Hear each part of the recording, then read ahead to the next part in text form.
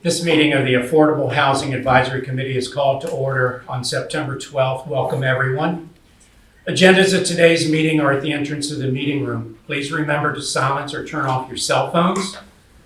To ensure a complete record of the committee's actions, we ask that each individual wishing to speak clearly state your name and spell your last name for the clerk.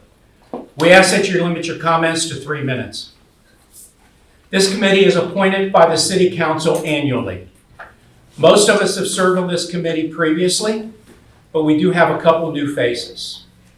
Amanda Warner from Wade Trim will be leading our discussion today, and she will be asking the committee members to introduce themselves at the top of her presentation.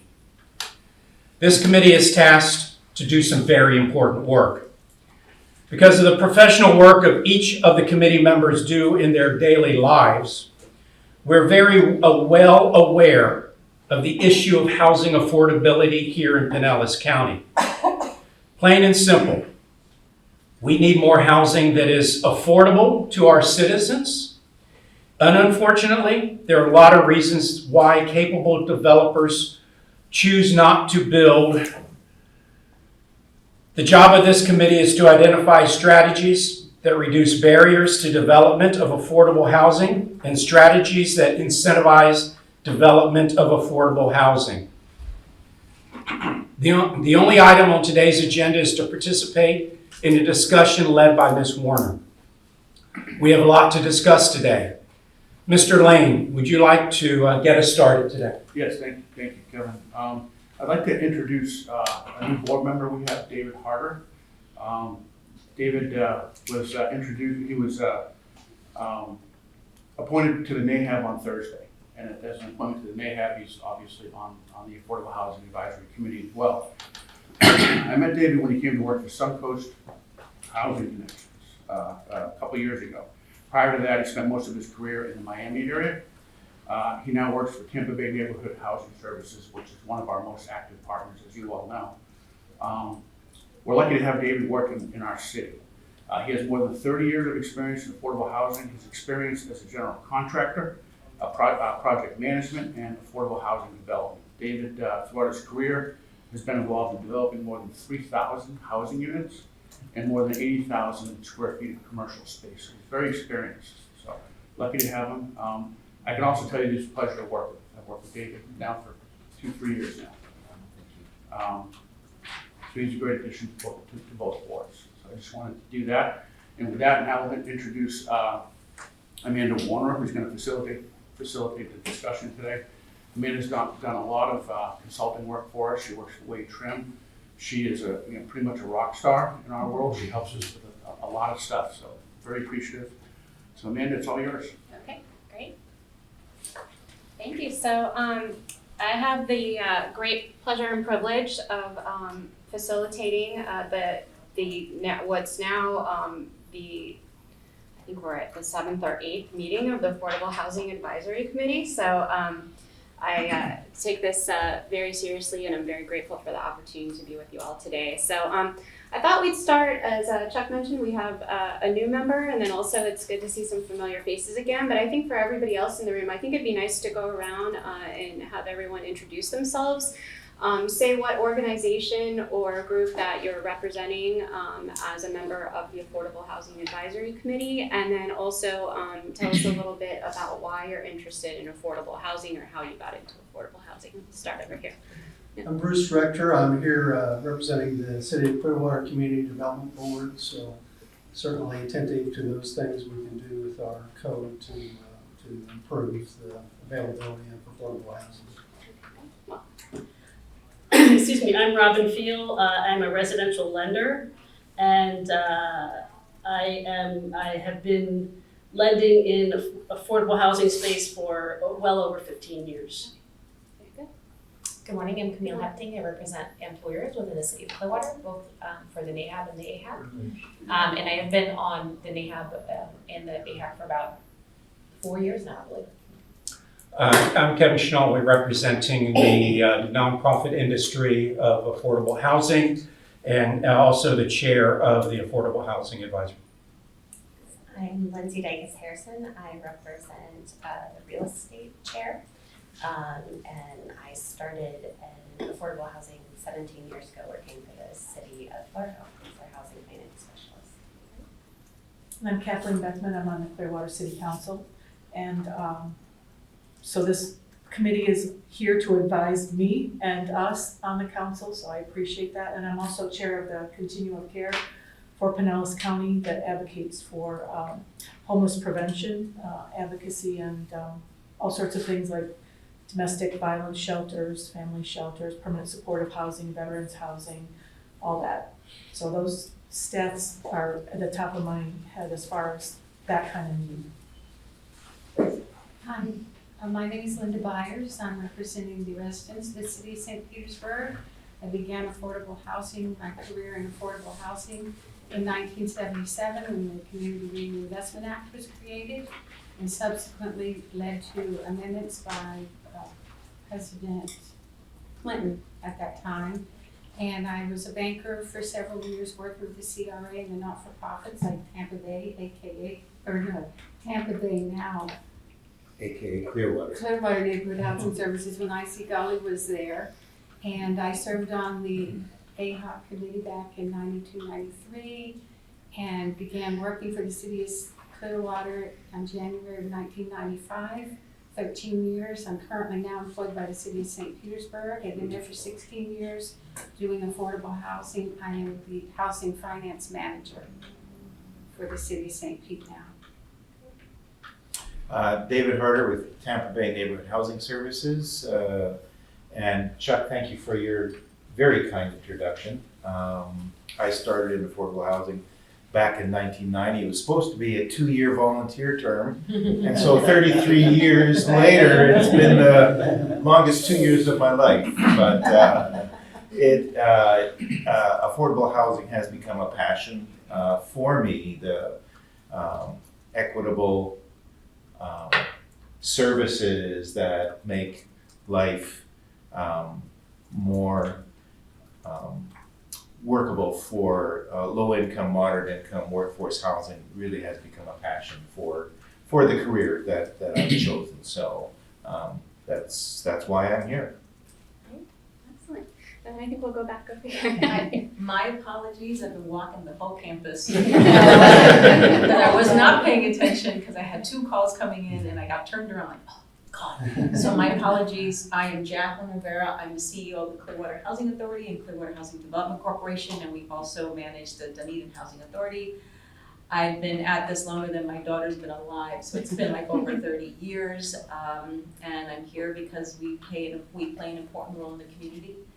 We pride ourselves on what we do. It's a mission-based program, and I always tell folks we're not social service, but we are mission-based, absolutely. We're a business with a social conscience, and so I'm here. And then I think we have a couple of members of City of Clearwater staff here as well. I know Chuck, everybody's probably familiar with Chuck Lee. So I'm the Assistant Director of the Economic Development Housing Department. I oversee our housing and community development programs. You all know me probably more than you'd like to. Yeah, I'm Gina Clayton, I'm the Planning and Development Director. We've been working on updating our comprehensive plan housing element this year, which is very exciting. And if we can ever have a CDB meeting, we'll hopefully be forwarding the new comp plan to the council here shortly. And we've already started work on not drafting, but we're in the research phase now of working on the ADU provisions, and hope to be bringing some of those things forward in probably early 2024 maybe. And also Lauren Matsky is here. You want to introduce yourself? Hi, I'm Lauren Matsky. I'm Assistant Director for Planning and Development, and I've been in the research phase and working on our policies for Live Local, for implementation of the Live Local Act. So if Gina's unavailable, I'll be here for other meetings. And we also have Terry Malcolm-Smith. Terry oversees our SHIP program, State Housing Initiative Partnership Funding Program. Say hello, Terry. Hello. I've been with the city for 22 years. I do the residential component for the housing division. Well, welcome everyone. So we'll go ahead and get started. So As mentioned earlier, your role today is just to listen and join in the discussion about affordable housing. This is really our first meeting. We'll have other meetings. So today I just want to provide you with an overview of what the Affordable Housing Advisory Committee is, why it's required, and then start to begin the process of updating the previous Local Housing Incentive Strategy Report, which was prepared just last year. So to give you a background about why we're meeting today, so the Affordable Housing Advisory Committee is something that's required by Florida statutes. And this is in support of the State Housing Initiatives Partnership Program, which is a program through the state that provides funding for the construction and rehabilitation of affordable housing. So really back in 2007, this all started, and the city has been forming an Affordable Housing Advisory Committee first triennially starting in 2007. It was only required every 3 years, so the committee met in 2008, 2014, and 2017. And then in 2020, the state decided that this should become an annual requirement, so we have been meeting annually ever since 2020. So as I mentioned before, I couldn't remember whether it was the 7th or 8th meeting, but this is the 7th convening of the Affordable Housing Advisory Committee, so that's where we are today. So the duties of the committee are to review the Local Housing Incentive Strategy Report that the city has on file. This is something that's submitted to the state, and also review local government policies related to that report.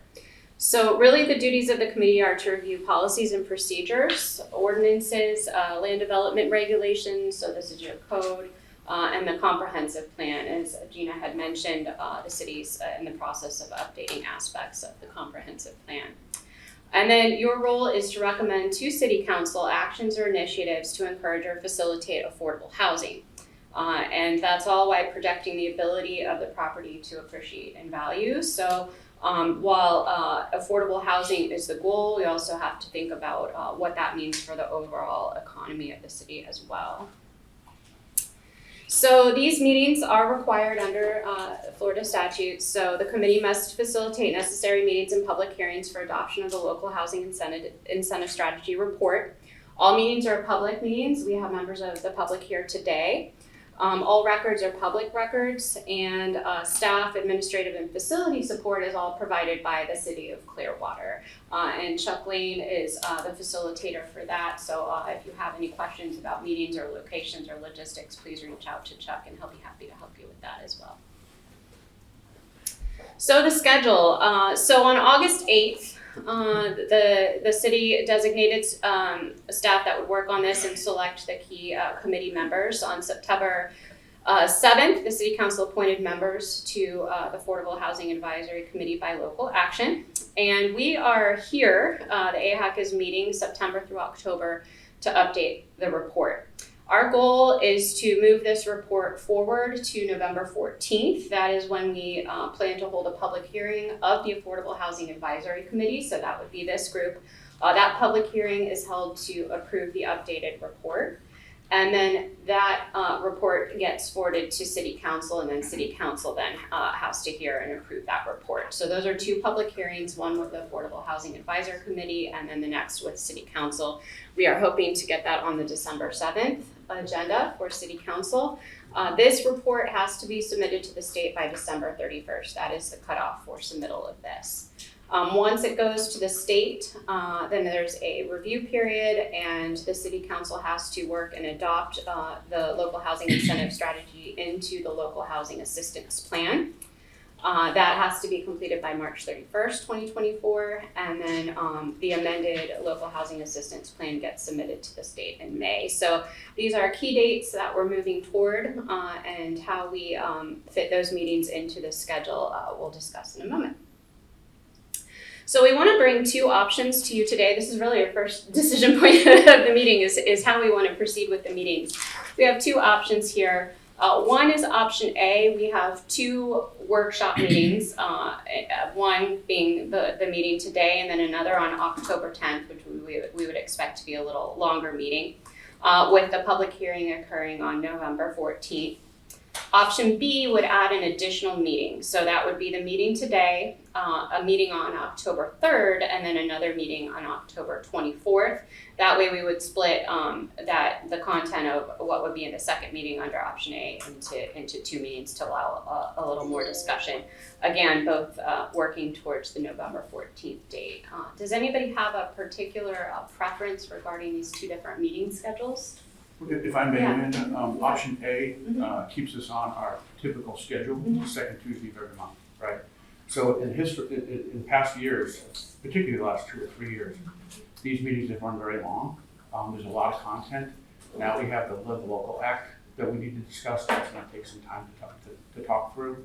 So we wanted to give the committee an option to have an additional meeting. That's really what this comes down to. So option B, what that does, it takes us off our traditional schedule of the second Tuesday of every month, and we'd be meeting every 3 weeks until we're done. So that's really where we're at. So it's up to the board, which meeting schedule you prefer. I will be out of town on October 3rd, which is, I know, right? He was previously on first.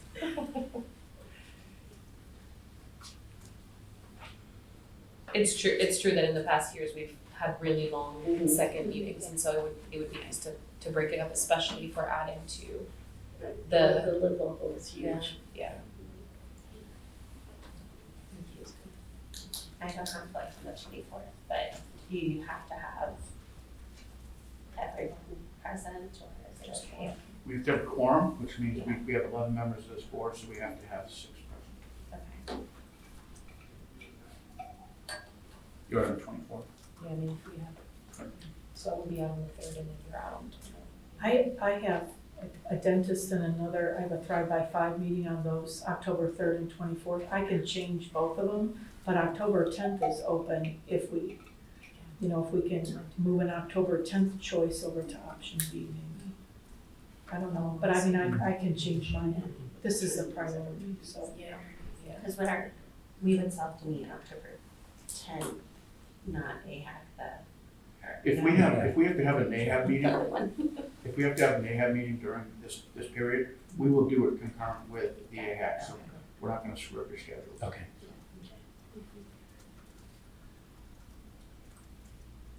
I'll work with whatever the committee wants to do.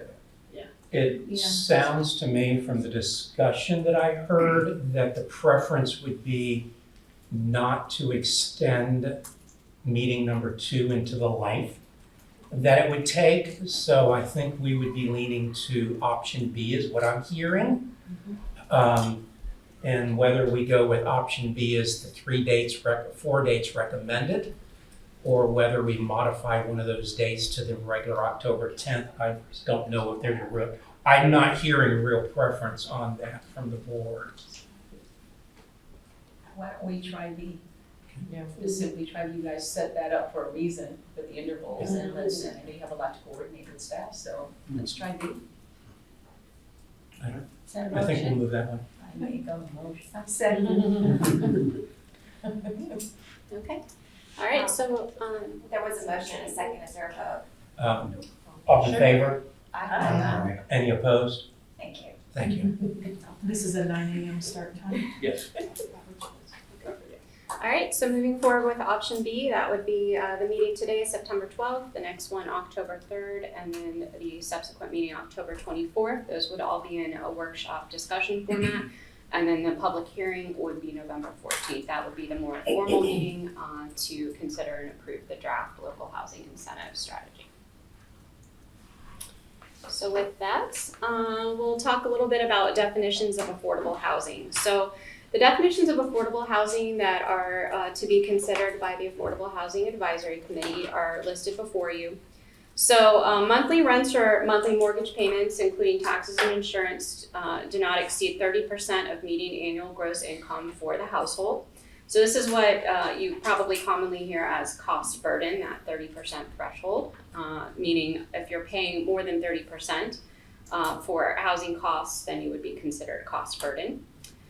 Any residential dwelling unit leased or owned by a household with a household income of 120% or less of the adjusted area median family income for Pinellas County. And this is consistent with the SHIP definition, which is the up to 120%. For rental units, shall not exceed rates for annual maximum rents by number of bedroom unit published for the Tampa, St. Petersburg, Clearwater MSA.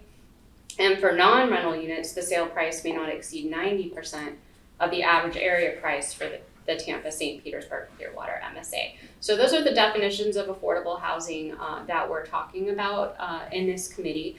You may hear other definitions of affordable housing. There are different percentages, 50% AMI, 80% AMI, but for this particular committee, the discussion is 120% AMI or less. So just keeping that in mind as we move forward.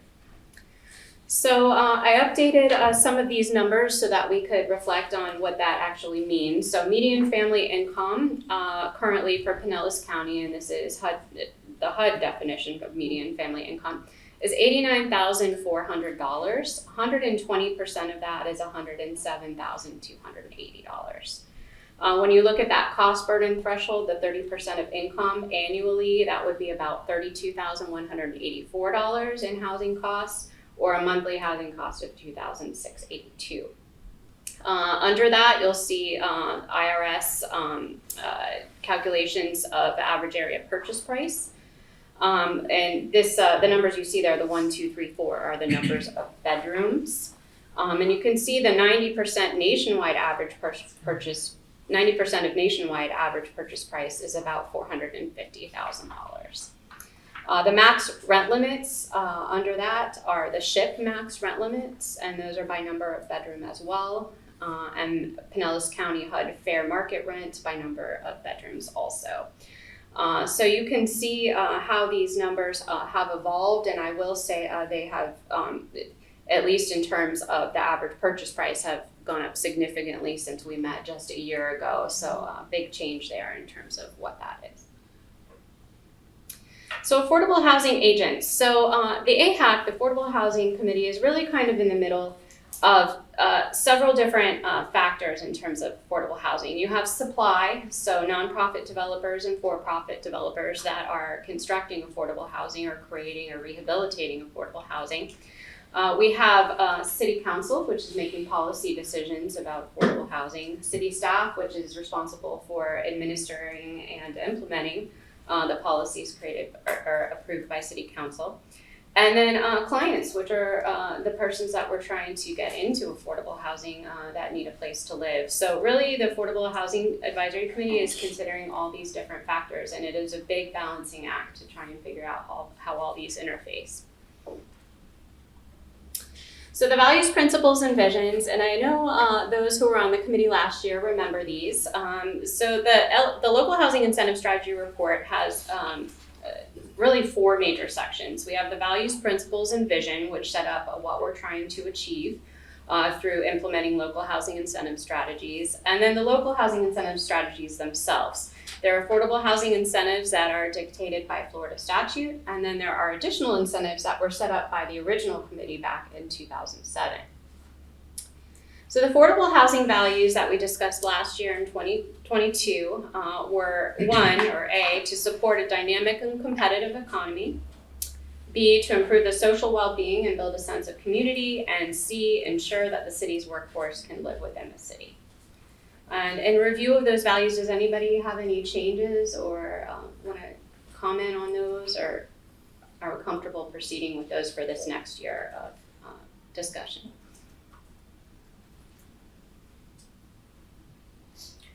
Mm-hmm. Yes. How I like the values, but how realistic is C, do we really think? Yeah. I mean, really, do we want it up there if it's, how realistic is it? I still think it would need to be there because it is our value, we want that, but achieving it is what's not realistic. Right. But yeah, I mean, that's our value. I mean, it's a goal too, but it's not gonna happen. Yeah. It's not achievable. I wonder if there's a better word than Than ensure. ensure, Yeah, exactly. to make it more That's what I was realistic. thinking. Yeah. Do you have a strive. suggestion on another? Encourage, Yeah, encourages, strive. promotes, yeah, something to that effect. Strive for. Strives, Strive. aspires, I don't know, Yeah, aspire, I like aspire. we aspire to it, but it's not. Okay, alright. So C, we'll revise that to aspire. And then how should we, so, aspire, to, To see the city workforce. what was that? Aspire to see or to have the city's workforce To have. living within the city. Or you could use words facilitates or enables the, Yeah, nature. improves opportunities for the city's workforce to live within the city. I don't think enables, I mean, we don't have it. And improving and facilitating. Well, but that's the goal, is to create an environment where more of them can. Aspire to have those cities This would be a rabbit hole, but what would the average income of the city's workforce be? I think it's like under 70,000. That's a good data point to know. Right. That would, Even that's, city employees. Yeah, so what I have on here is family income, which isn't necessarily an Right, and that's individual. also the whole count. For the 120% is 107, but you know, that can be a lot less for the average person trying to find housing. So. Right. Mhm. So I'm hearing aspire was a word that I think everybody reacted to, and framing that in the context of a value, aspires to provide opportunities for the city's workforce to live within the city, something to that effect. How about aspires to have housing that fits the city's workforce?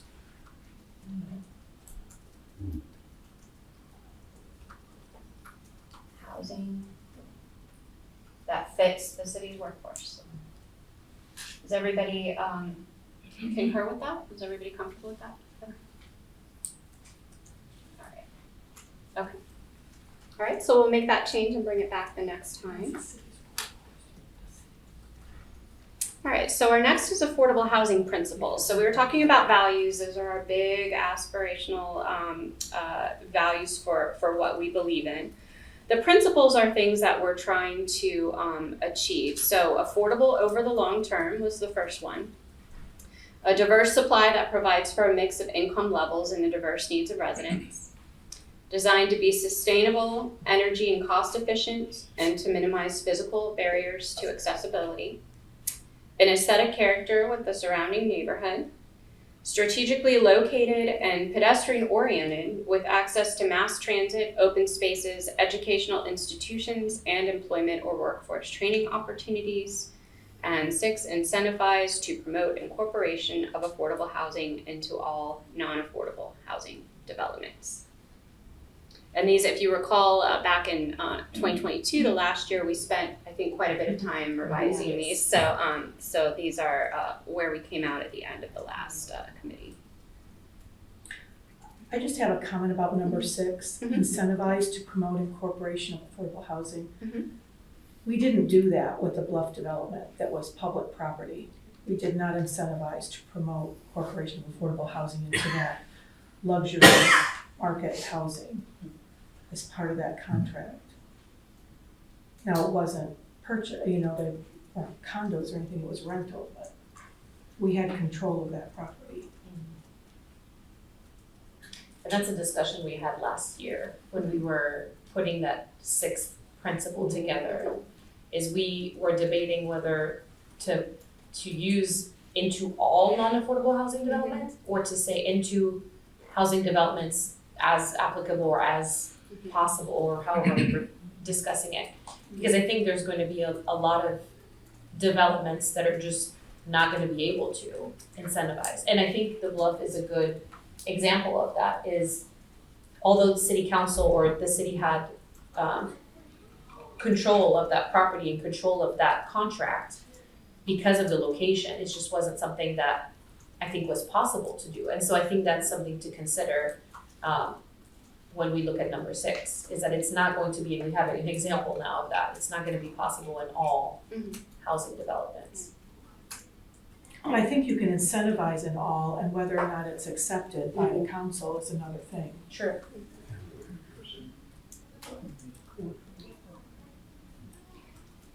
Okay, so for number 6, do we want to keep it how it is, or are there any suggested changes?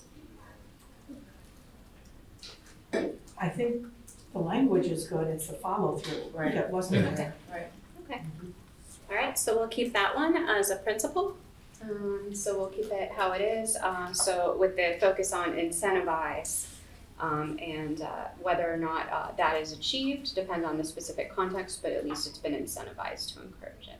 So can we just clarify though, I mean, so is it a principle, is it a policy? So it It is should not, have these been are not, incentivized? so these are not recommendations, these are, so the values and principles are the committee's overall beliefs about affordable housing. So we're just establishing those in the context of this report to establish a framework for the discussion. So we're all kind of moving towards the same goal in the end, but really what the actual meat of the local housing incentive strategy are the actual recommendations for the incentives, and those are the ones that the city staff will be charged with trying to implement out of the report.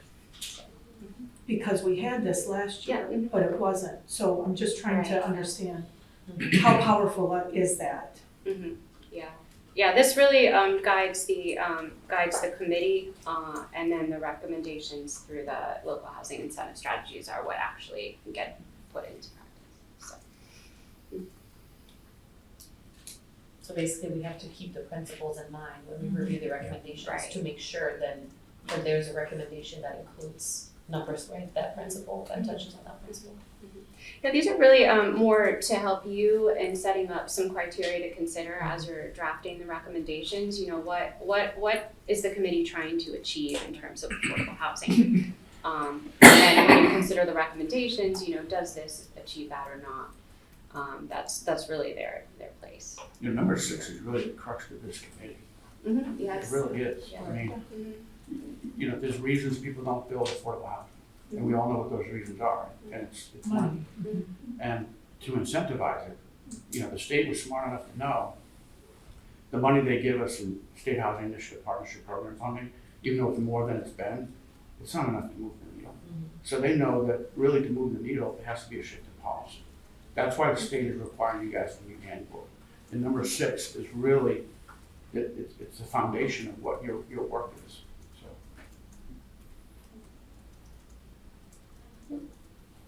All right. So seeing no changes to these 6 principles, we'll move on to the vision. So this is the vision statement. So the city of Clearwater will incentivize the development of a diverse supply of housing that is safe, affordable, sustainable, and energy and cost efficient, that blends into the aesthetic character of all the city's neighborhoods, proximate to public amenities and employment opportunities, and which supports an inclusive community and the diverse needs of residents.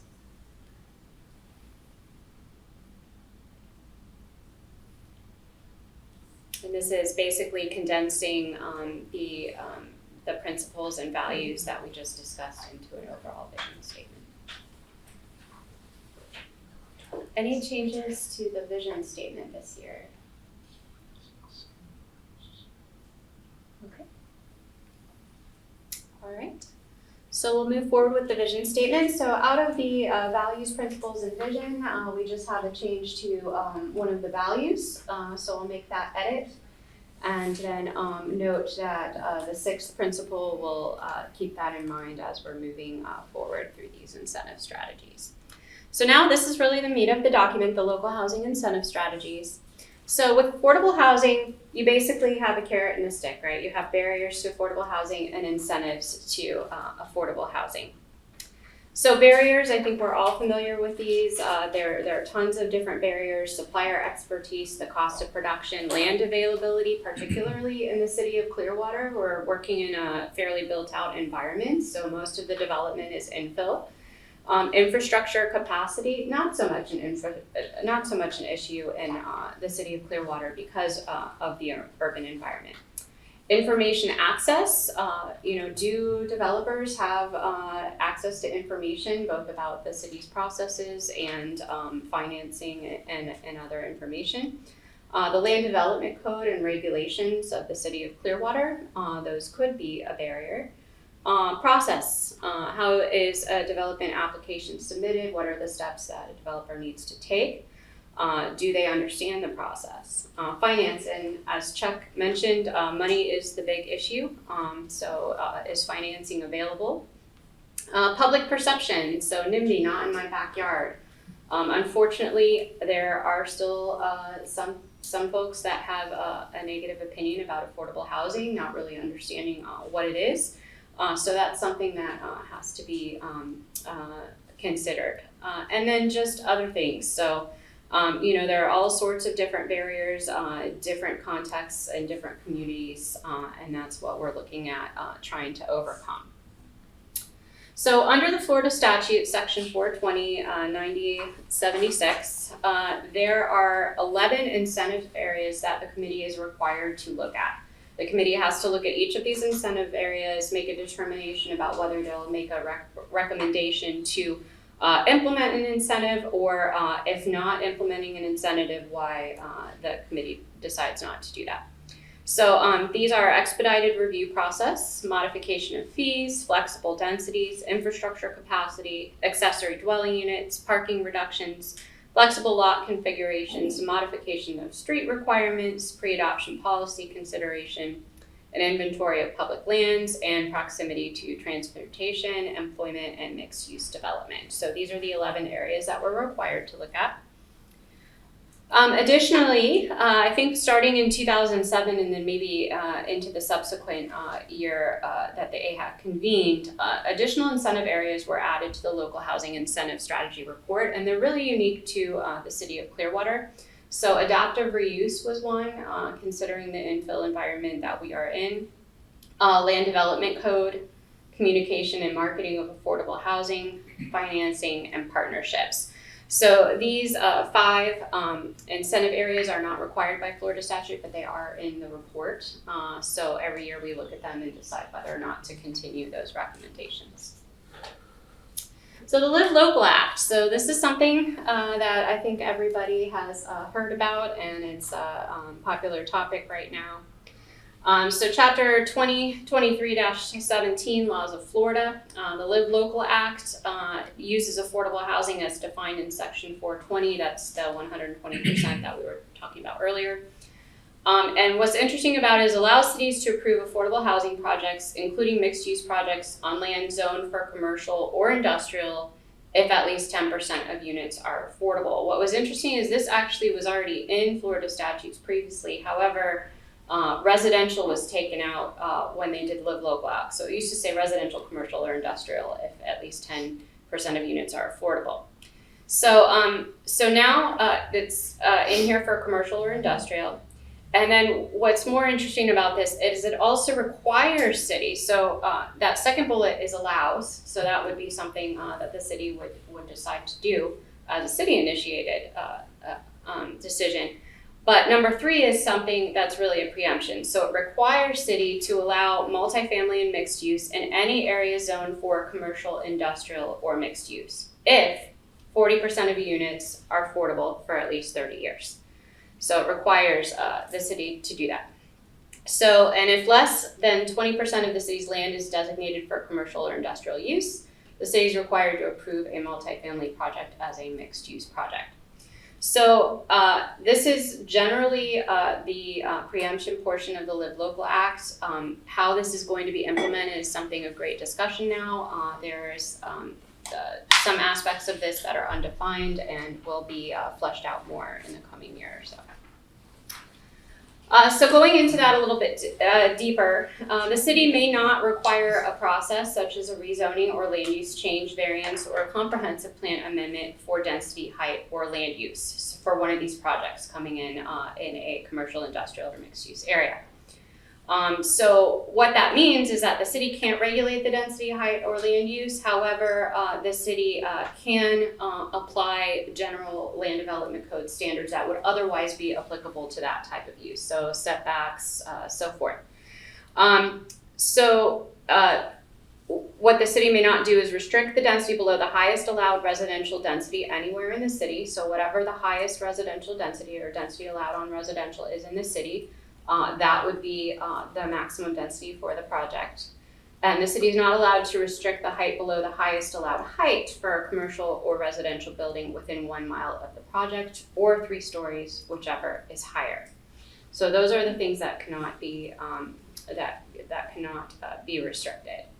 So if you're thinking about this in terms of a project, so a project wants to come into a commercial, industrial, or mixed use area, they're meeting their minimum threshold for affordability and the number of units provided.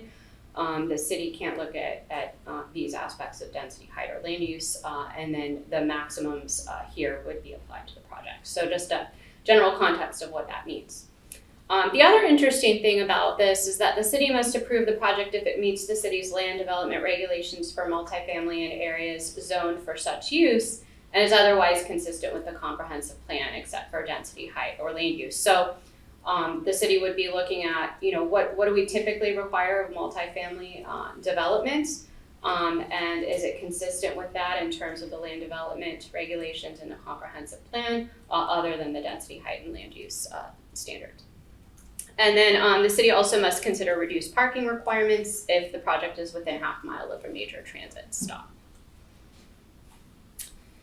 The other thing about this is that every 3 years, the city must update the inventory of city lands appropriate for affordable housing and make that list publicly available.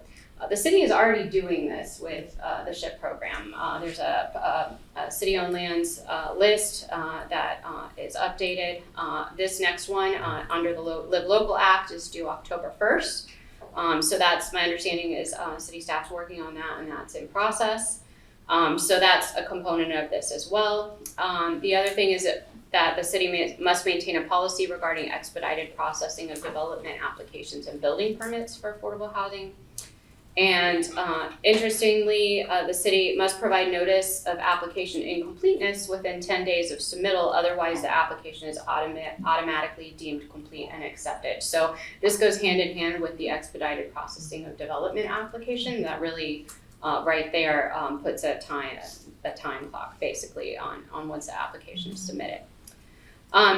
The city also must identify conservation lands that may be appropriate to transfer for affordable housing. If the city has a conservation land management plan, that's something that's in there as well. This is by all means just a very broad overview of the Live Local Act. There are many other incentives in the Act. For example, there's options for city tax exemptions, property tax incentives, and sale tax refunds on building materials for affordable housing. Those are all based on the number of units and the percentage of AMI as well, but that's also in the Act. If the committee would like to know anything more about the Live Local Act, we can bring that back at the next meeting, but that's just something to be aware of, that this is out there now, and it's gone into effect. Does anybody have questions? Yeah. Your staff verify. Mhm. We've been getting the list of city-owned lands for years now. Would this Live Local Act expand that list to include things that we would have not typically seen? Because typically we would see land that would be of residential, but now would that list expand? Yes, definitely. Council approved the list on Thursday, right? Last year's list, I think it had 8 parcels. A lot of them are contiguous, so it was actually 4 development opportunities, and it was strictly limited to housing projects, right? So this year, we actually have 31 parcels on that list, 11 development opportunities. And the main reason it expanded is because there's several sites on North MLK that we would encourage mixed use. So that's why we did it. They're commercially zoned. The Elks Lodge is a perfect example. That's going to be demolished probably within the next 2 weeks, and that is a great opportunity for a mixed-use project. So yes, it definitely shifted, how we approached, that requirement. And we do it every 3 years. We update that list every 3 years. We updated it last year, but the Live Local Act required us to do it again this year. So we'll be updated again for the next 3 years. But we do keep a very close eye on that list. We don't just let it sit there. Thank you. Do we have any property, I remember looking at that list, but I think of all the underutilized space off Hercules, which is probably zoned industrial, but is there any commercial zoning out there that can be used? It's not publicly owned though, probably, right? Is that why we don't see anything out that way? We don't own much in the Hercules corridor. Yeah. What we do own is used for, solid waste and public works and fleet and all that stuff. Okay. None of the, when we went through this process, and every time we go through this process of identifying city lands and CRA lands that are available for the housing, we look at every parcel. And, we automatically, even rec centers, and we cross those off the list, because obviously we're not gonna redevelop those. But we look at everything the city owns. We don't, Throughout the whole city? yeah, it's a very comprehensive list, and then we just, we end up crossing properties off, and we end up with, some decisions to make at the end. But no, there was nothing on the Hercules corridor that was contemplated. And why would you cross off some properties? Because they're. Well, because they're used, Okay. for city purposes. There's properties that are, zone OSR, open space recreation. That would require a referendum. Right. So we don't, if we put those on the list, it gives developers the thought process that we would consider them. And we really can't with OSR. Yep. Unless it's a very unique situation. So that's really what it comes down to. I think this year's list I think we did a really good job with it. I think we put as much on that list as we possibly could. It was certainly a lot more than last year, which is great. Yeah, we've acquired some. The Live Local Act with the mixed use was another thing.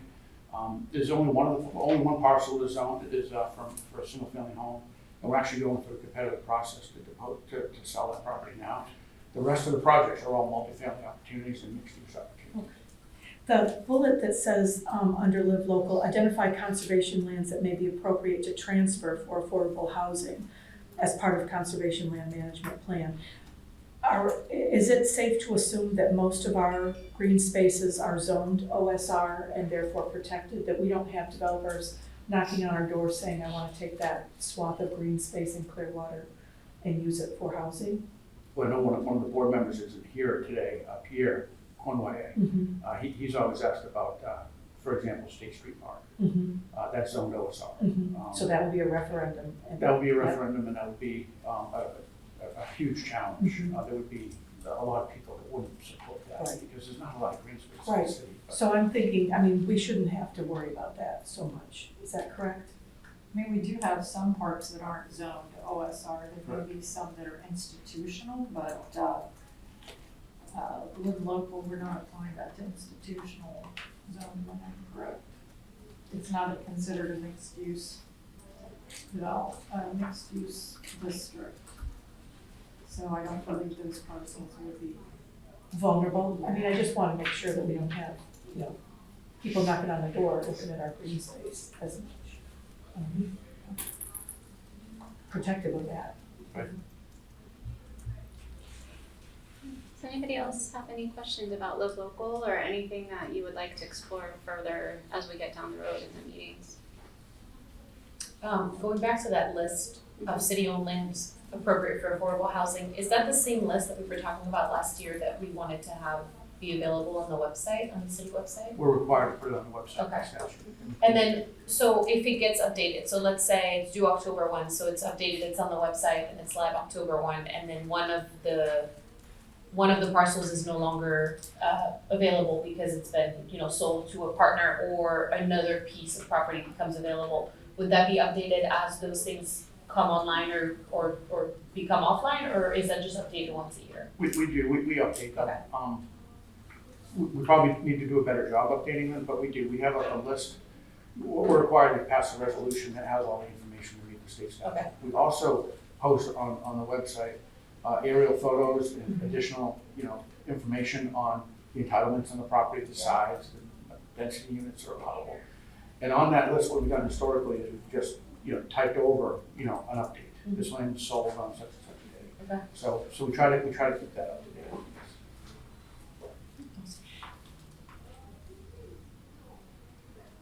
Anything else regarding the local before we move on? Okay, all right.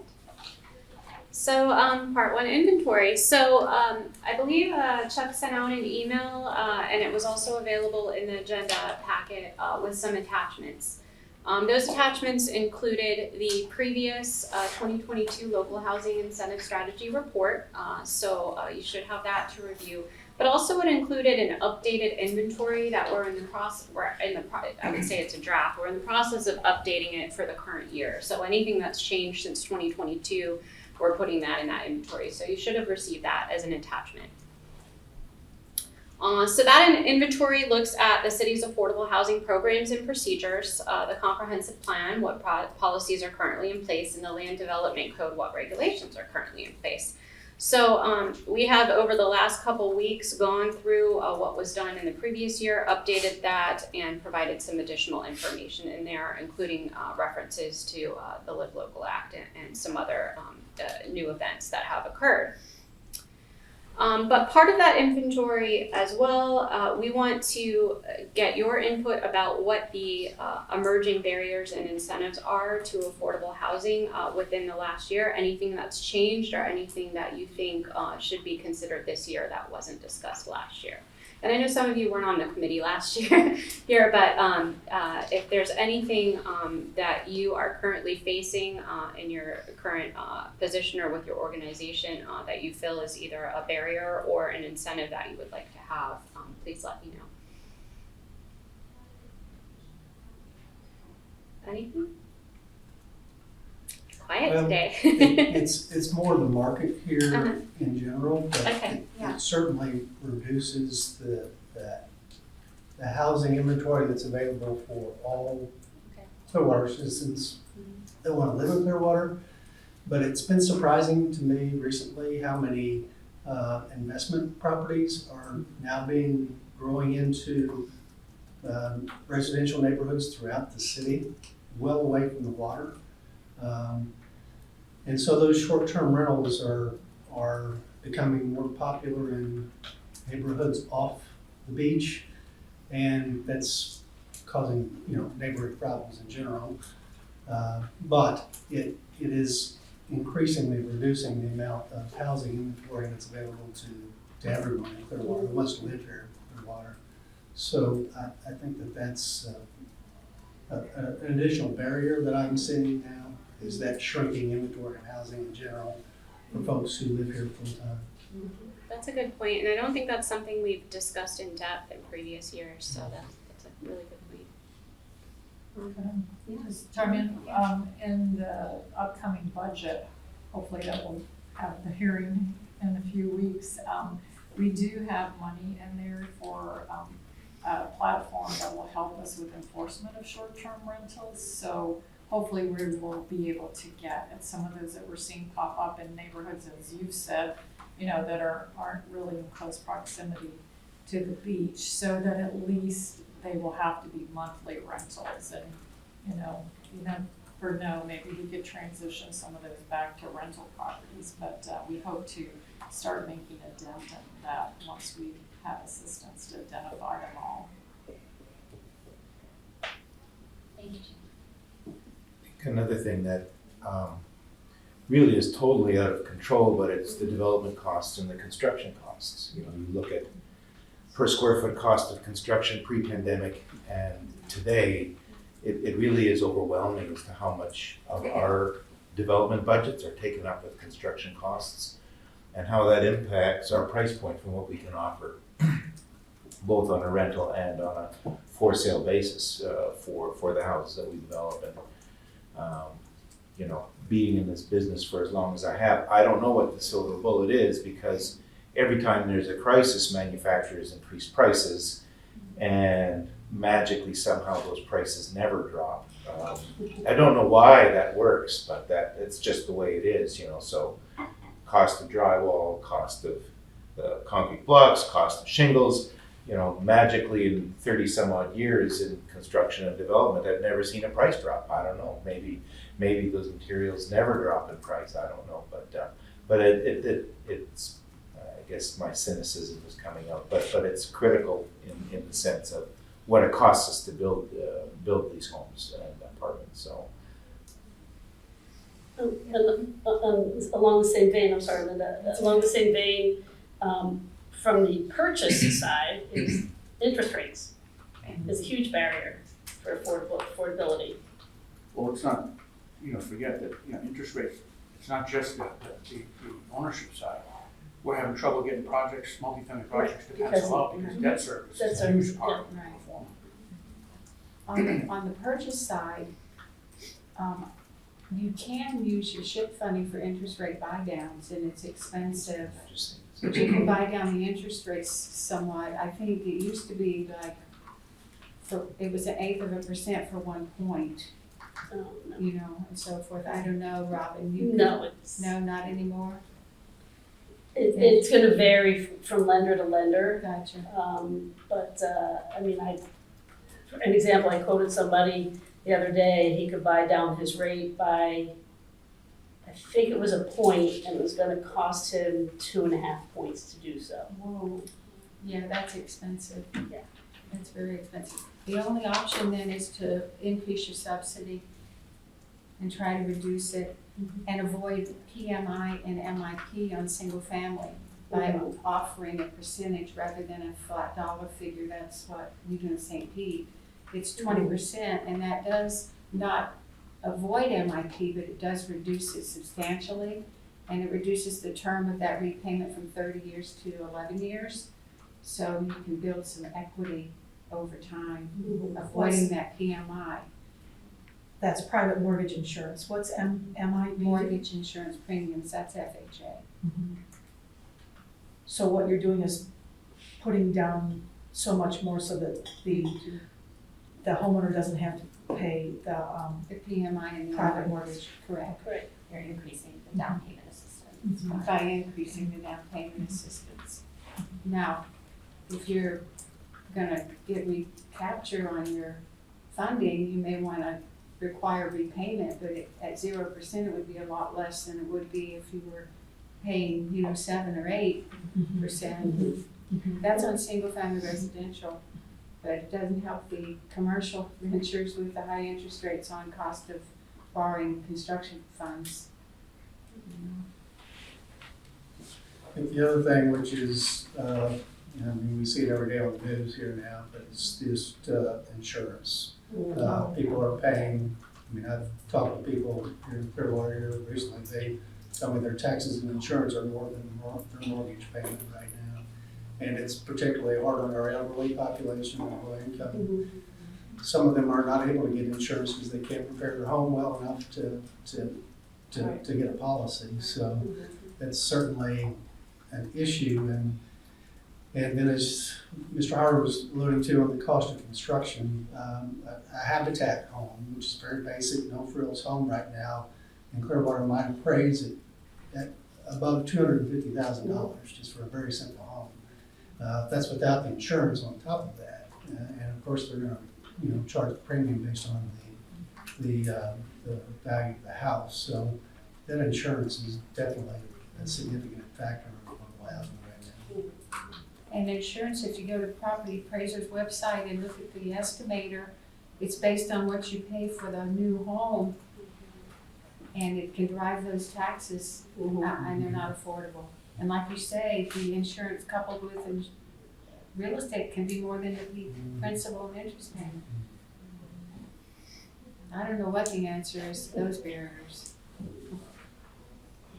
Well, it's interesting that you mentioned insurance because if I go back a few years and Hurricane Andrew blew through Homestead, Miami-Dade County, 2 years following, a lot of the families that we moved into single-family homes, just like what's happening now, their insurance rates doubled and sometimes tripled, and the families that we were working for, magically their percentage of income didn't increase in any way whatsoever, and that's the struggle after we meet and fix all of the development problems to build the house.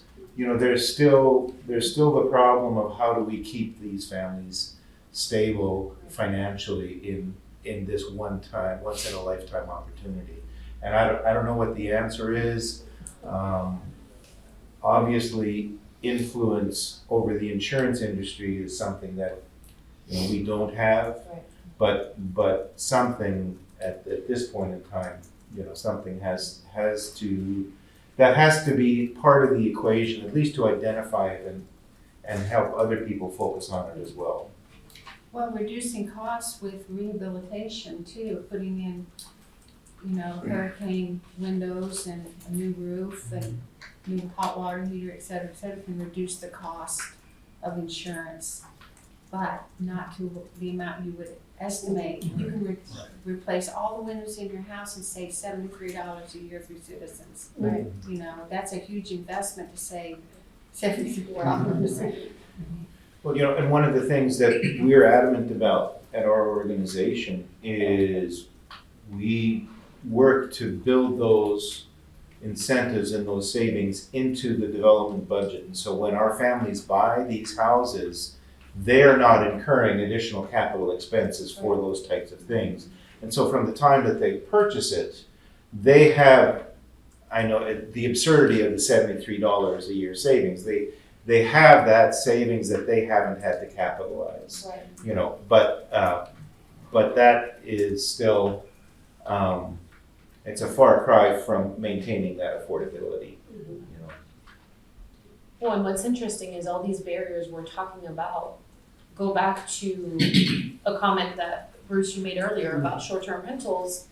It's not just, you know, investors that turn their properties into short-term rentals. It's also homeowners that don't live in those homes anymore and or, you know, live in part of the home and are renting some of the home just to cover these costs that we're talking about. You know, it's not just folks, you know, lining their pockets. It's also some that are just looking at those costs and saying, I can't find a, you know, a long-term renter or tenant for the cost that I'm trying to cover.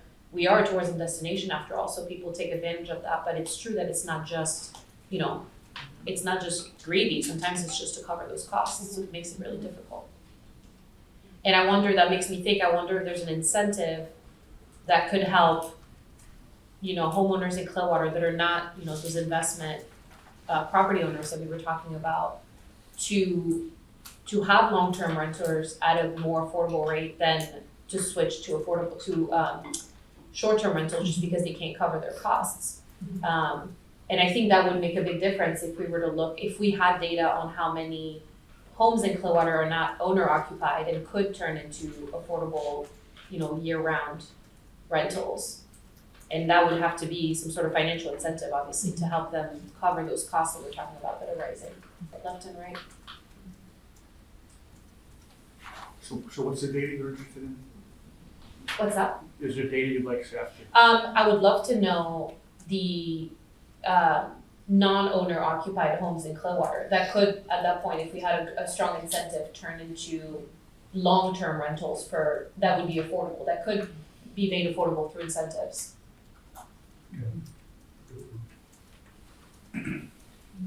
I would say, speaking as the council member up here and COC chair, but more for this council member, what are some of the barriers that I have encountered in providing affordable housing?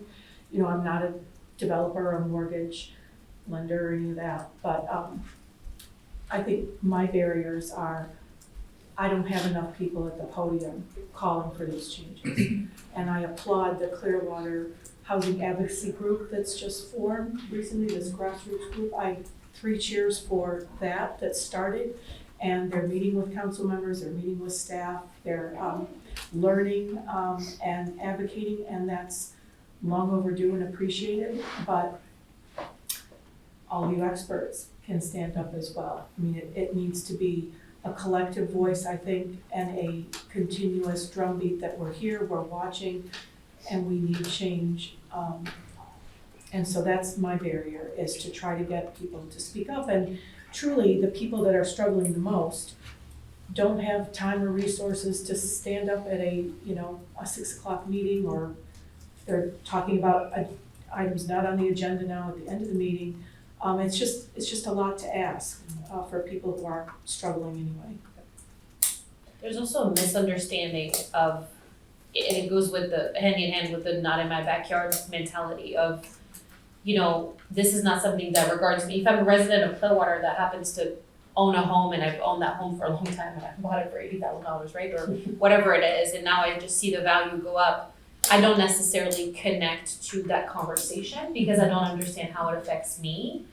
And so that goes back, I think, to those incentives we added a few years back of communications and marketing to say, if we could switch the narrative to this also concerns you because it can also help you.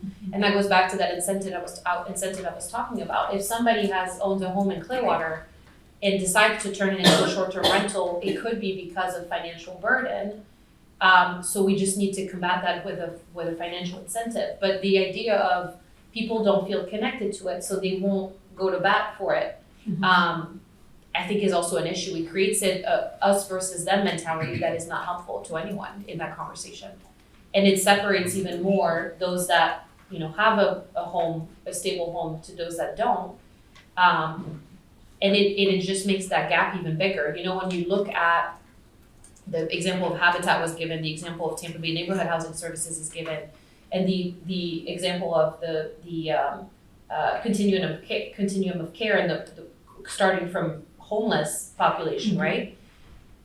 There's such a big gap in between the folks that we're trying to help and the folks that are fully on the other side of the spectrum. And there's a lot of people in between that are the people that need to be supportive of what we're doing, but they don't feel like we're talking about something that's in their, bandwidth or wheelhouse. So that's also an issue, and I don't know that we can qualify it as a barrier, but I think it is a big issue too that we're having to deal with. We've talked a lot about short-term rentals, but I think one of the barriers that we need to explore, and I don't know how to do this, is what is the reason somebody is choosing to do a short-term rental rather than long-term? And are there incentives that we can provide that property owner to encourage them to shift it from short-term to long-term? It could be a financial incentive, which I don't know that we have the opportunity to help, but are there other barriers that are requiring them to do that? Finding good tenants, or can we do something to help a tenant? Or I think that's something we need to look at. I don't know that this is the venue to do that, but I think that would help us in providing some rental properties in the affordable housing arena. And would it be matching a casework manager with a tenant who just needs a little bit of extra counseling? And then would the landlord be willing to do it? I don't know.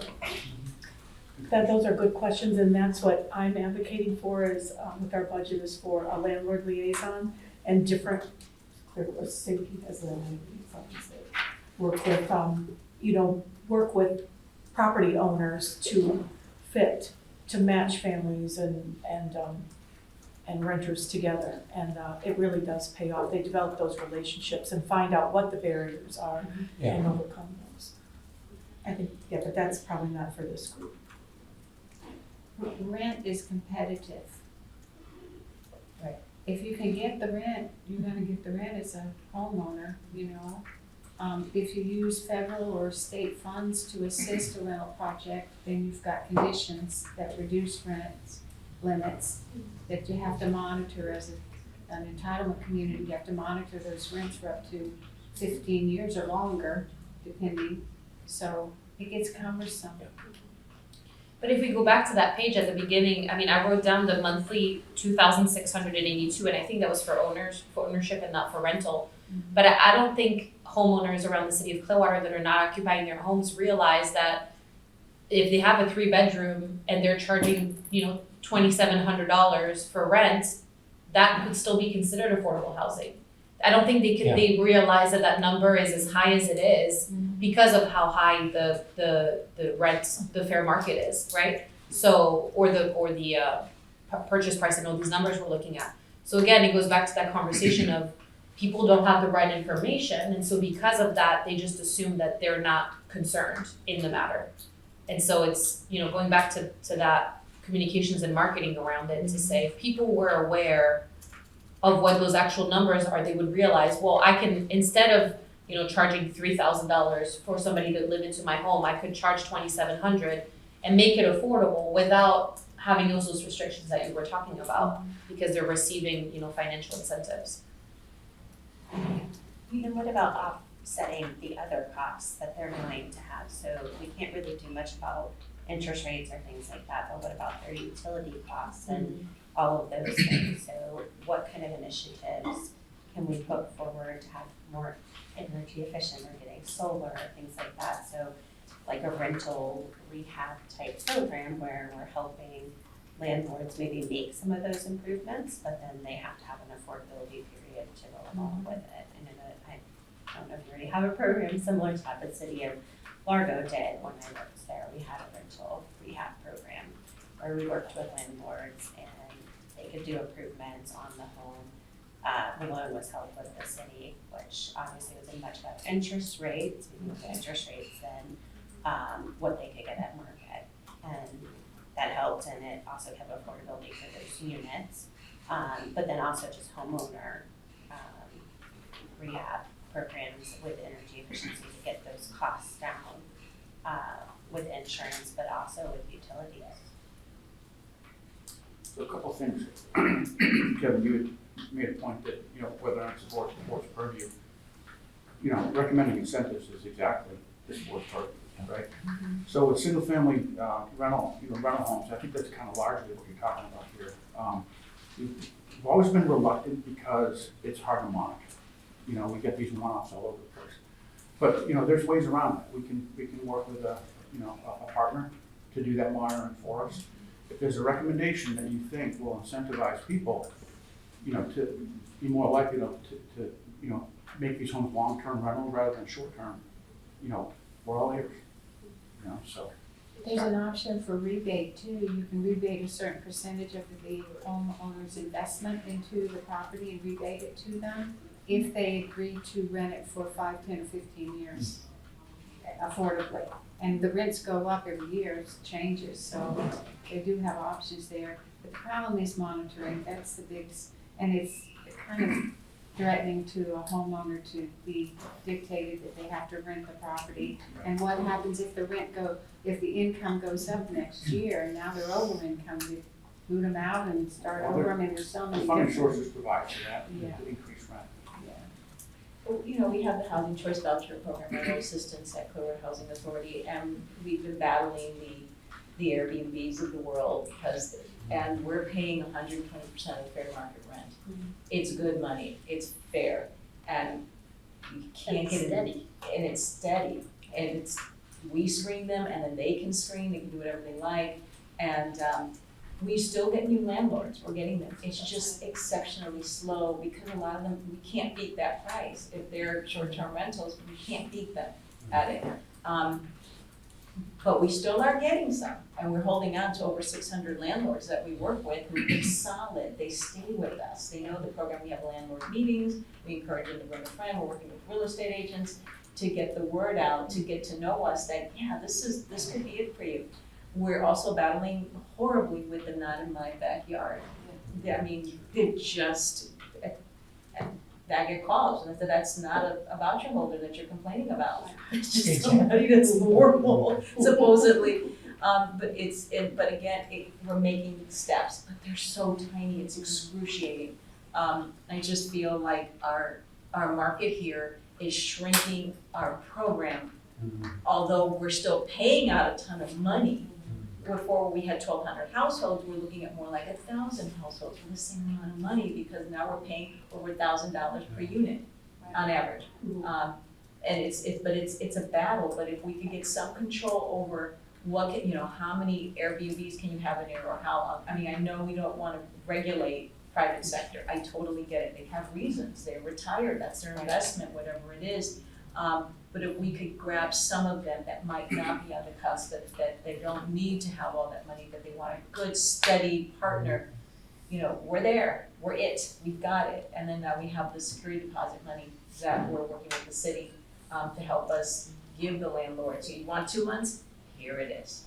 So. And again, I think it's a case of not misinformation, but they just don't have enough information. It's like under information, if you wanna call it that. I don't think people realize that maybe there's never been a cost comparison, and maybe that's something that also could be on the City of Clearwater website that would say, you know, if you were to turn your home into a short-term rentals, here are all the things you have to think about. You're gonna have to pay a cleaner every time somebody leaves. You're gonna have to think about all of the possible destructions that these folks can cause. Because truly, I mean, this happens more in Airbnbs and short-term rentals than even long-term rentals or affordable rentals and things like that. Because if they had a side-by-side comparison where they could say, wow, I'm really not making that much more money and I'm taking, you know, I'm More work. right, it's more work than it's worth. That might be something that would help with, again, that aspect of communication and all that. You can also let them know it's illegal in the city of Clearwater. Yeah, yeah. They will avoid code enforcement action. So in some ways overarching, we have to figure out a way to turn NIMBY into IMBY as well. Right.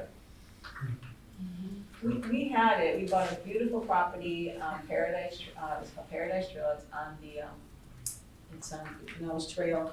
We gutted this thing, it's really a lovely 13-unit property, and we had met with the neighbors, it's all residential custom homes, and they were glad to see that we fixed this. And our folks are very, very low income in there.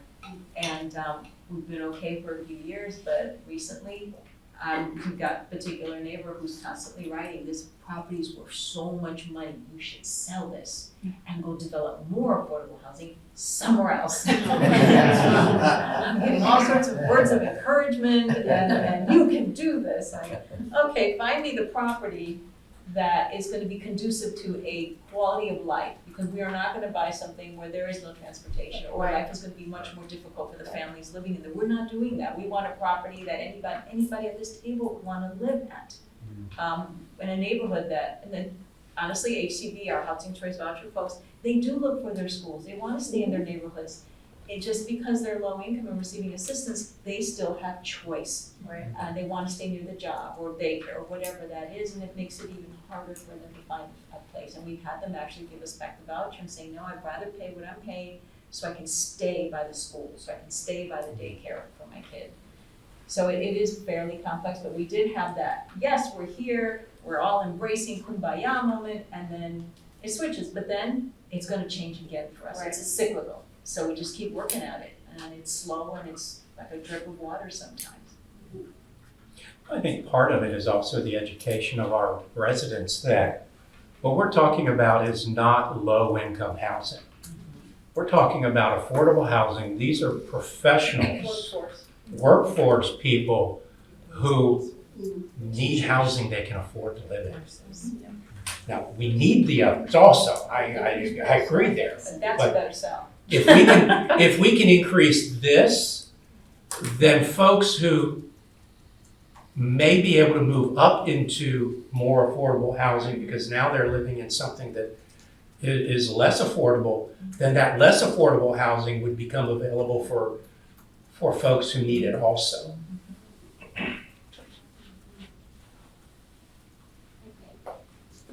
Just as a comment about communication and what you said about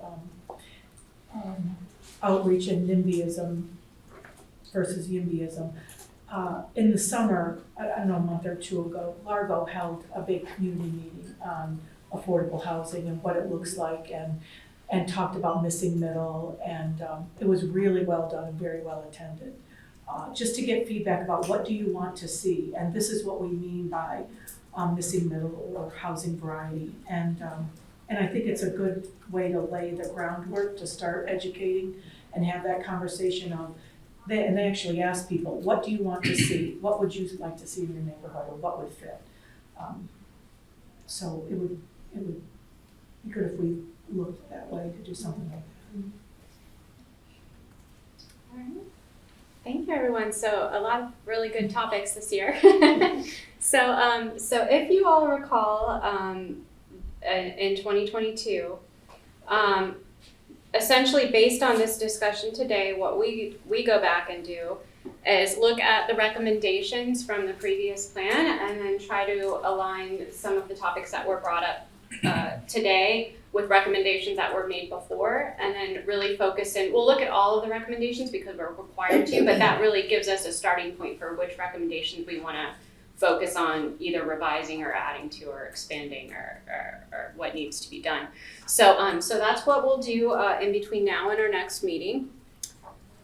So getting to the recommendations. So your homework between now and our next meeting, which will be October 3rd, based on that option B schedule, is to review the prior 2022 local housing incentive strategy report. So you should have received that either with the agenda item or through the email from Chuck Lane. Review that has all of the recommendations, evaluate the recommendations in there, and consider whether each recommendation should be continued, modified, or removed. If you recall, we kind of go through each of those at the next meeting and have a discussion about those three options: continue, modifying, or removing the recommendation.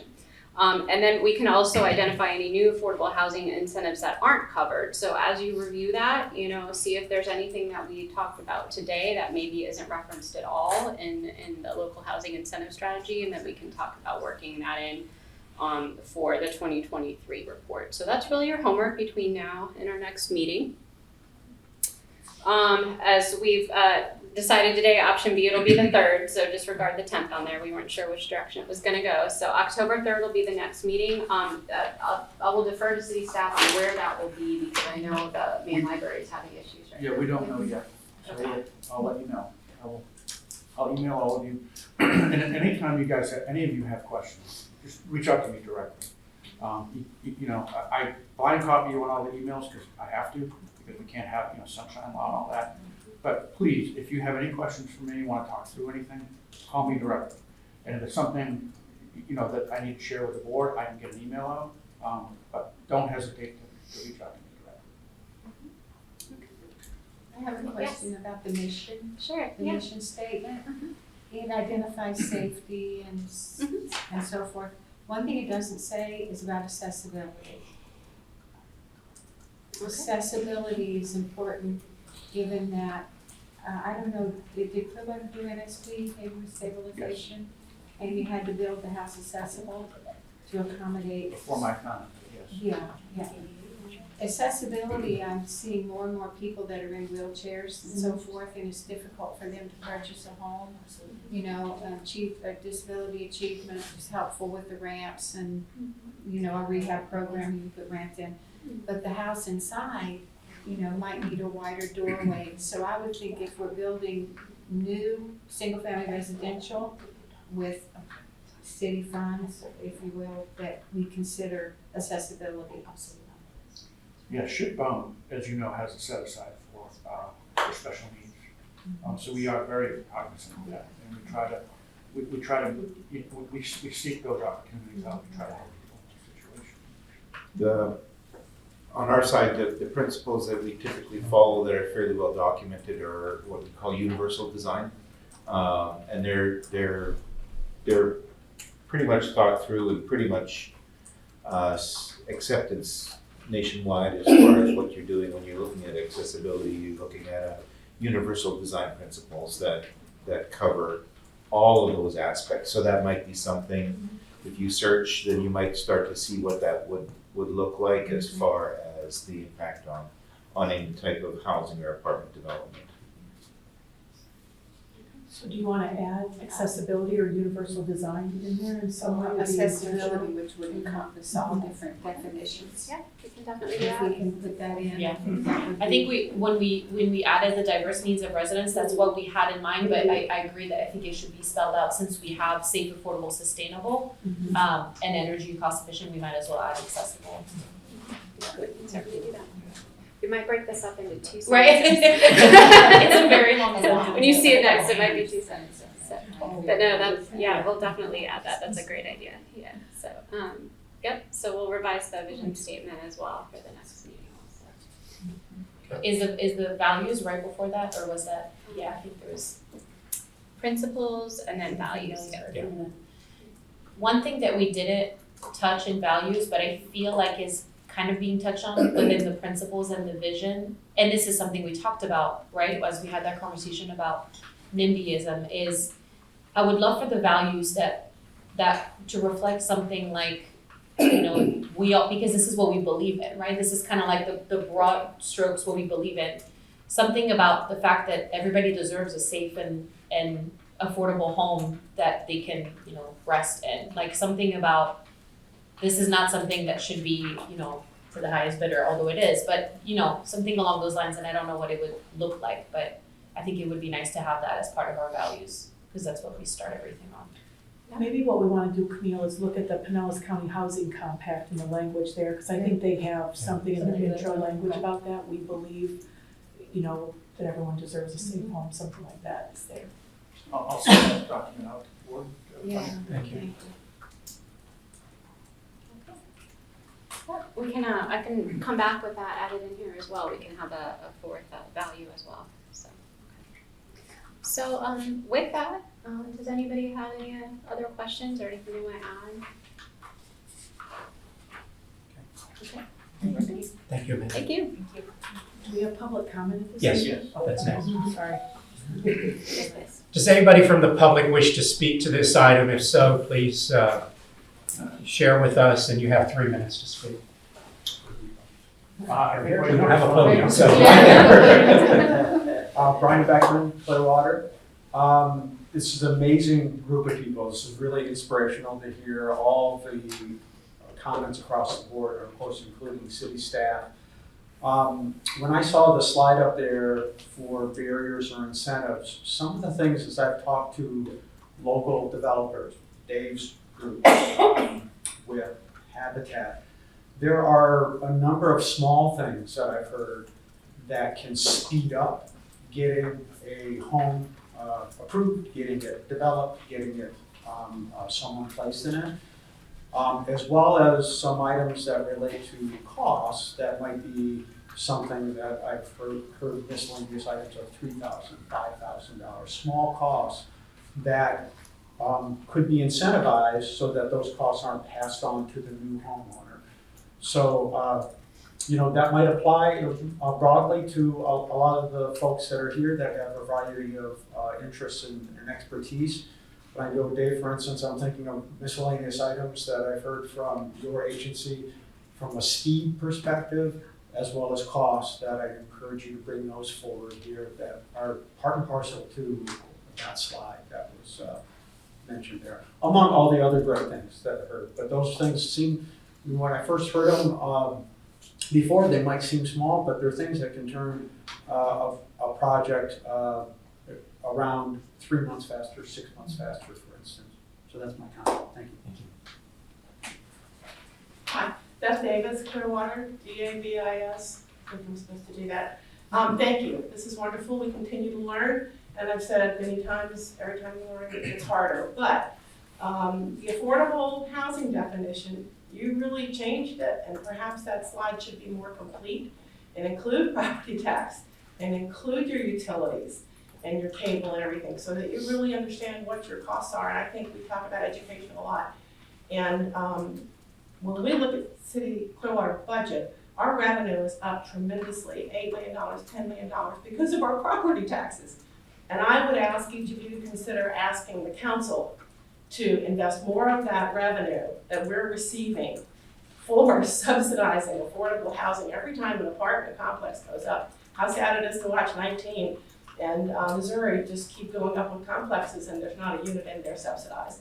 We have money, we have almost $1 billion, general fund's $130 million, but to only see an increase of $50,000 for the social services, there's money that we should be asking council for, and I would ask you to keep that on your list. Thank you. Well, I guess I'm next. Eliseo Santana, Santana, long-term resident of Clearwater. I'm also the, as of June, I'm the director for the state of Florida for LULAC, which is the League of United Latin American Citizens. It's the largest and oldest Hispanic organization in the United States with over 135,000 members. I'm a resident of this place, Clearwater. I love this. I love where I live at. I chose to be here. I'm also here, as you can see, with the shirt that I chose to put on this morning. But by the way, it alleviated some of the task of choosing what shirt to put on. So the LULAC, which I represent, is also part of this Clearwater Alliance for Housing, because what we're seeing is that many of the essential workers, which happen to be Hispanic, that live here in our city cannot afford to live here in the city. And too often, they go to Pasco, they even go beyond, and the logistics in that is just insane. And if we have an issue, if we have essential workers here in the city that are doing vital services, and we have an issue that happens that prevents them from traveling, the city is in dire stress. And so it's essential that we address these issues by making sure that our essential workers have a place that they can live at that is here in the city. And what I heard here in the conversation that was going, thank you for the value that you brought out, and I'm honored to be here, and I like the approach. I think it's essential that we also, there's a component that I didn't hear, and I'm not sure if it's in your area, but something you should be aware of. The individuals that are in need of these services that you may already be providing have no idea that they're there. And the methods that the city is using to communicate with them about these services hasn't worked. And so we need to come up with a new way of really letting people know the services that are available. You were mentioning about some of these things, that the amount of money that's involved, and people have a concept of it that is, these things need to be communicated to the Hispanic community in particular, because they're isolated, they're working very hard, 2 or 3 jobs, they don't have time to be here for these meetings and to be up to date. We need to approach it in a different way to get them the information so they can participate and truly make our city affordable and a nice place, continue to be a nice place to live from you to the end. Anyway, thanks. Thank you. Oh, wow! What timing!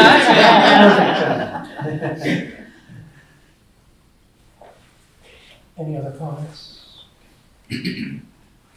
Is there anyone? I do. Oh, Really quick. sorry. Hi, my name is Jessica Martin. Born in Clearwater, came back, been here about 8 years. I do have a question. So there's something that I read in one of the attachments for this meeting about foreclosure program. So I think it was something about when the city forecloses on a property, they donate some of them back if they ended up, I guess, purchasing them at auction. I don't know all the details to that, but I am curious as to know what happens to the families that were foreclosed on in that situation. Okay, And so. if you know any of the statistics on that.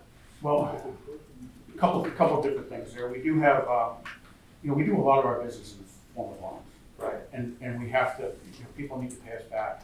We can't ignore that. Our foreclosure program, it's all about trying to work something out with that borrower. And we do that as much as we can. I think, Terry, correct me if I'm wrong, I think we foreclosed on one borrower in the last 7 years. I've been in this role 7 years. And that person actually ended up with a better situation. She owed, $120,000, I think, on a home. She ended up selling it for like $350,000, and she was able to get herself into a better situation. This woman just completely ignored us, all of our attempts to collect, and we can't have that. Our loans our programs turn into a joke. So we have to pursue these things, but we do it in a very empathetic way. We try to make sure that, if there's any way we can work something out, if we can recast the loan, if we can defer some of the loan until they get back on their feet, there's things that we can do, and we pursue all of those things, right? So we also have a foreclosure program where we foreclose on code liens. Mm-hmm. And I think those are primarily non-residential properties. Or they're not homesteaded properties. You can't foreclose on homesteaded properties. We can in housing because it's not a city loan, but the city can't foreclose you. That's correct. And that program ends up, being opportunistic for us. We can take some of those properties and convert them into affordable housing.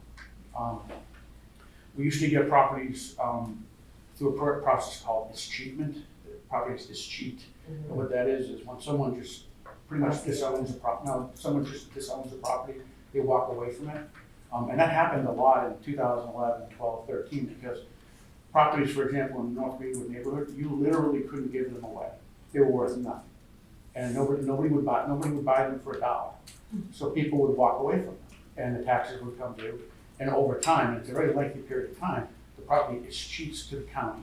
And the property is required to deed that property to the municipality if it's in an incorporated area.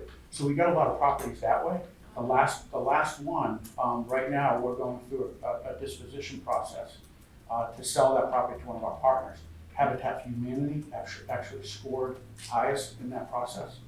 We haven't completed that yet, but it looks like that property will go to them for an affordable home. And they build homes up to 80% AMI. So that's, it's a good, that's a great result right there. Any other? Do you know how many foreclosures are in the works right now in Pinellas County? I do not. I'll try to get some information on that. I don't know. In the county, we're more concerned with our city. Understood, but yeah, it's a countywide problem as well. Yeah, more than that. And they are filtered through the county, for the courts. If the board would like, I can try to get information on foreclosures from that community. I don't know the answer to that. Good question. And just because, I think my biggest concern is that a lot of reason people are in foreclosure is because housing is no longer affordable. So I just wondered if maybe we could touch on that at the next meeting. But, what we witnessed with this last person who foreclosed on, housing prices have gotten to such a point where people have options. They can sell that property and actually, get revenue from it, and that's probably not the ideal situation for most. It's not because where do they go once they sell their property? I They can't afford a new property. And if they're not educated on how they can sell their property, if it's not financeable, if it's only, an as-is, type of property, then they have to find a cash buyer. And how is the average person gonna know to find a cash buyer, Of course. We've shifted, not long ago, people were foreclosed on because they owed more on their homes than their homes were worth. We're not in that situation, but we have other evils. No question. That's all for now. Thank you. Thank you. Is there anyone here to speak on items that are not on today's agenda? If so, please. Thank you.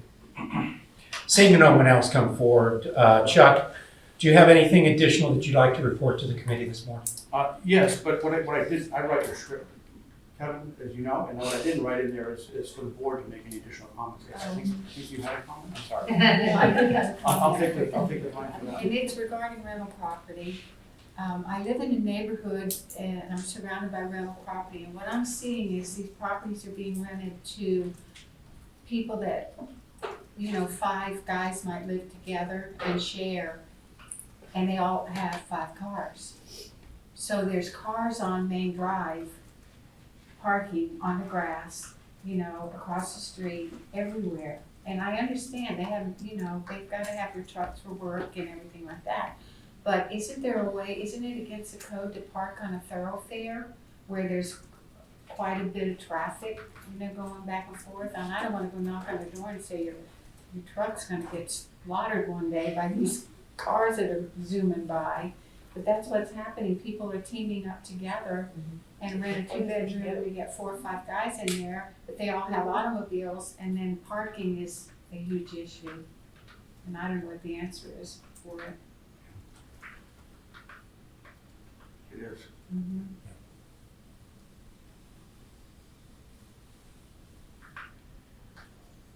Any other board members before I get in there?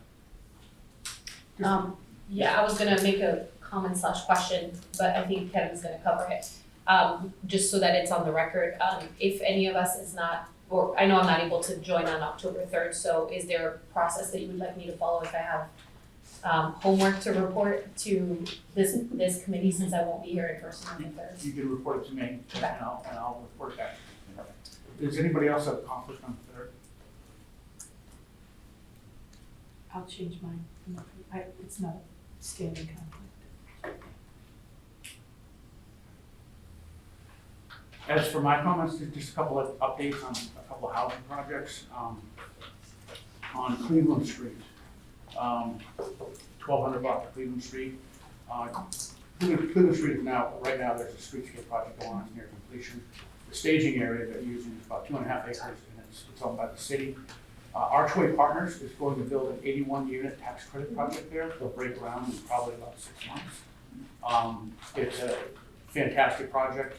All of the units are under 80% AMI. The majority of the units are under 60% AMI. So we're serving a much lower income demographic. That project's going to take advantage. It's going to kind of parlay the community garden aspect, because that's on the property, which is a pretty cool thing. I think that's kind of a neat feature. But that project is moving forward, and I see no reason why that project is going to back up at all. It's funded. They have what they need. We're giving them project-based vouchers for some of the units. Yes, and you are involved in that. That's correct. And that only helps the project cash flow, because they can charge the full, market rate rent, and Mr. Rivera's organization subsidizes that. So that's going to be a fantastic project.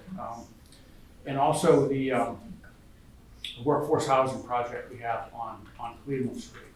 The Clearwater Housing Authority will own and manage that project. When we look at the barriers that you talk about for affordable housing these days, this project has almost failed because of all of them. The taxes. This project was on the shelf because of the taxes that we anticipate.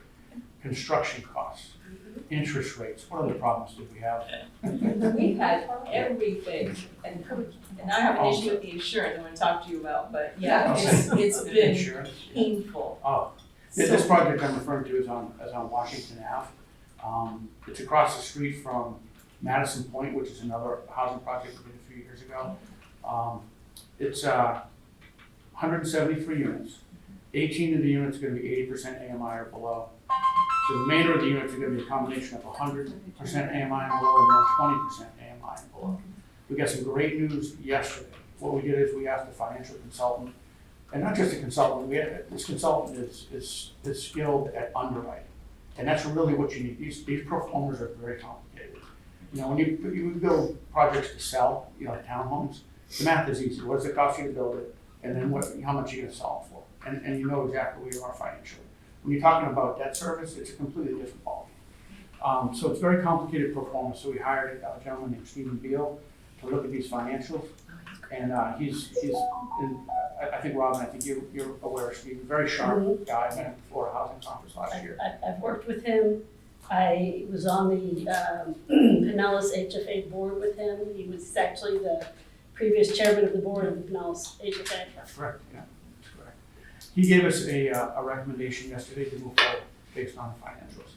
And that is, it sounds like, par for the course. That is a milestone that we were not sure if we were ever going to get there. So really the remaining hurdle on that project is to go to the county for penny funding. It was approved before. That approval has expired because this project has just been shelved so many times. But this is your workforce housing project. These are your firefighters, your teachers. This is, so between those two projects, we'll have, 150 plus units, 250 plus units of varying income levels. So it's really a huge win-win for the city and our residents. So I'm real excited about these two projects. I think that's all I have. If you have any questions for me, I'm happy to share.